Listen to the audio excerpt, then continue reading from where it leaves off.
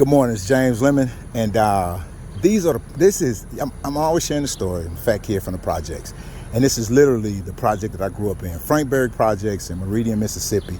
And long story short, there was one day there was a ditch down here, and growing up, me and some other kids, we were down there and we were playing at that ditch, and we were jumping across it because it would flood down here. I mean, we'd be out here swimming in rainwater. Well, my mom looked out and said, don't get stuck in that mud. If you do, I'm gonna give you a whooping. Well, of course, my friends heard that, and we all played the dozen back then. That's what we meant when we said, we were telling jokes on each other. So we started jumping across the ditch, and we started getting to a point in the ditch that I knew this is pushing my limit of what I can run and get my chunky self across.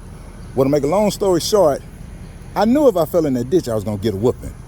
But I was encouraged by my friend, or I was challenged to keep going across a little bit wider and a little bit wider section. There's a point to this. So the end of that story was I wound up backing up to maybe one of those trees and taking my little chunky butt off, and I ran as hard as I could. But when I went to jump across that ditch, I got about midair and I sunk in the mud.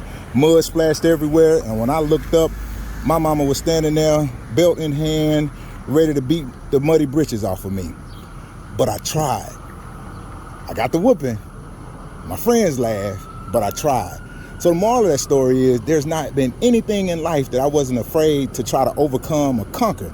So that Fat Kid from the Projects mentality has taken me a long way to be able to just say, you know what?